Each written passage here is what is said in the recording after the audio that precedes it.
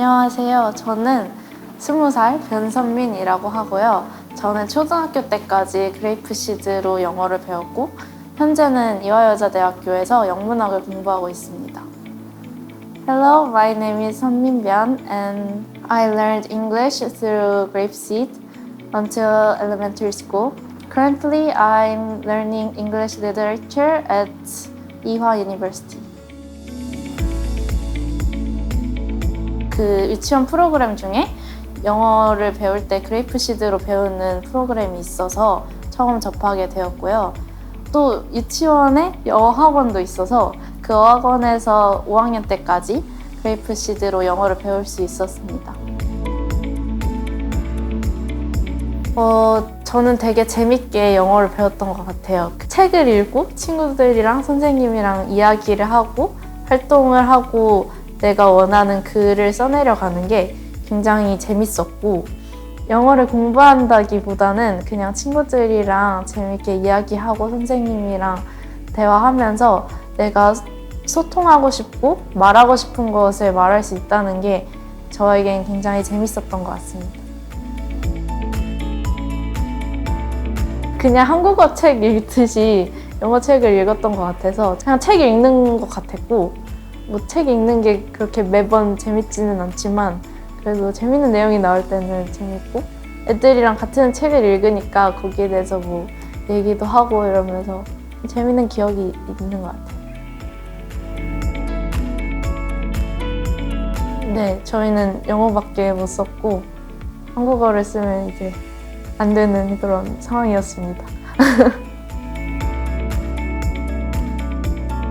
그렇게 되면은 수업이 별 의미가 없지 않을까 싶기도 한데요. 왜냐면 그게 저한테는 되게 큰 메리트였고 다른 학원과 되게 다르다고 생각하는 지점이었기 때문에 한국어를 섞었다면 그렇게 원어민처럼 영어를 대하지 못했을 것 같아요.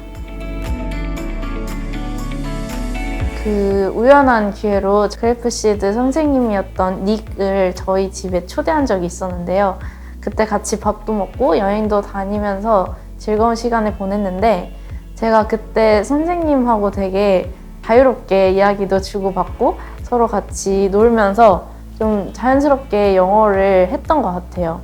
지금 생각해보면 되게 용기 있는 일이었고 저한테는 좋은 경험이었던 것 같습니다.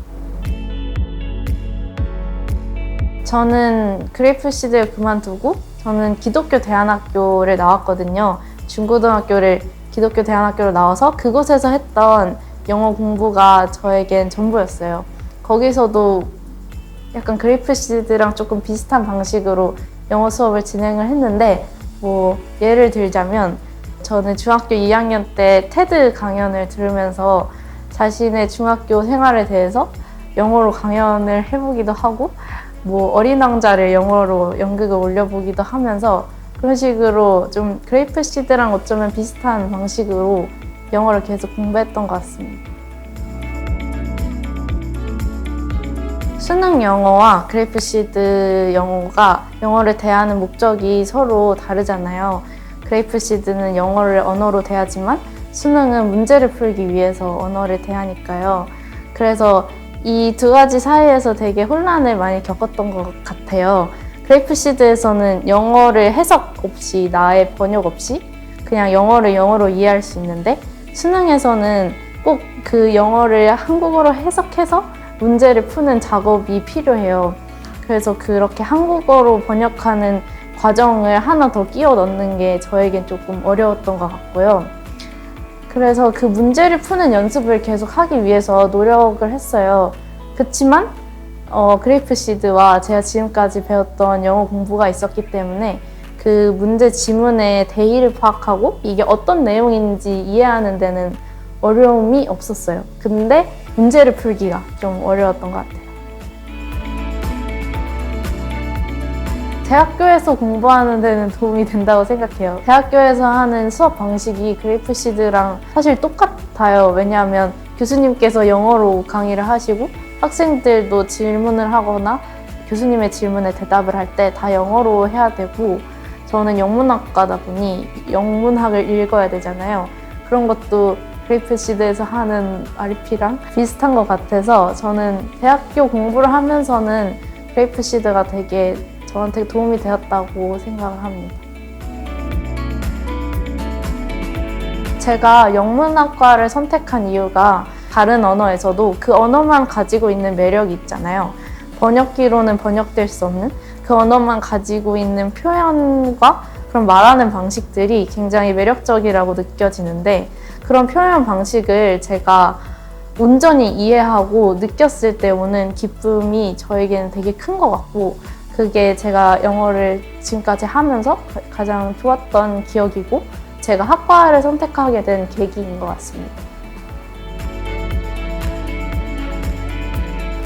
영어를 잘하게 되면요. 영어도 영어지만 다른 언어도 언어를 많이 하게 되면 내가 볼 수 있는 세상이 더 넓어지는 것 같아요. 내가 수용할 수 있는 생각이나 읽을 수 있는 말들도 더 많아지고 읽을 수 있는 말들이 더 많아지니까 공부할 수 있는 범위, 내가 생각할 수 있는 범위도 더 넓어지는 것 같고 좀 더 창의적이고 남들보다는 좀 더 깊은 생각을 할 수 있는 것 같습니다. 일단 대학교에서 열심히 영문학을 공부를 하고 외국의 연극이나 뮤지컬을 한국과 연결해주고 라이센스 해주는 작업을 해보고 그런 쪽에서 일을 해보고 싶다는 생각이 있습니다. 영어를 할 수 있기 때문에 갖게 된 꿈도 맞는 것 같고요. 제가 연극이나 뮤지컬을 되게 좋아하는데 제가 조금 더 많은 걸 보고 싶다는 생각을 했어요. 더 다양한 거를 보고 이해하고 싶다라는 생각을 했어서 그러면 외국으로 가야 되지 않을까? 라는 생각 때문에 가졌던 꿈인 것 같습니다.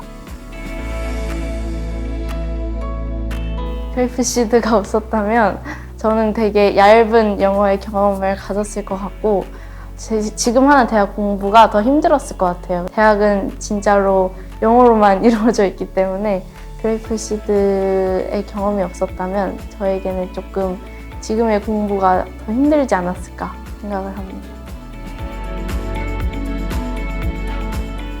저는 있습니다. 왜냐하면 제가 유치원이나 초등학교 때 배웠던 기억이 너무 좋고 재밌기도 했고 그런 소통 중심, 뭔가 한국인이지만 원어민 같이 영어를 할 수 있다는 게 굉장히 큰 매력인 것 같아서 저는 보낼 것 같습니다. 저는 그냥 지금 하는 것대로 재밌게 영어를 배우면 좋을 것 같아요. 왜냐하면 영어는 하나의 언어이기 때문에 막 그렇게 연구하고 해석하는 것보다는 그냥 책을 읽고 친구들이랑 대화를 하면서 재밌게 배우는 게 앞으로도 더 많은 도움이 될 거라고 생각해요. 그래서 지금 재밌게 열심히 하시면 좋을 것 같습니다. 학부모시라면 아이의 학원을 어떻게 해야 되지? 어딜 보내야 되지? 이런 고민이 되게 많으실 것 같아요. 저도 문법 중심이나 한국어 해석 중심의 영어 수업이 되게 그냥 겉보기에는 좀 학문적으로 느껴져서 여기를 다녀야 되나 말아야 되나 그런 고민을 좀 했었는데요. 지금 생각해보면 그레이프시드에서 했던 그런 소통 중심의 언어가 더 도움이 됐다고 생각을 해요.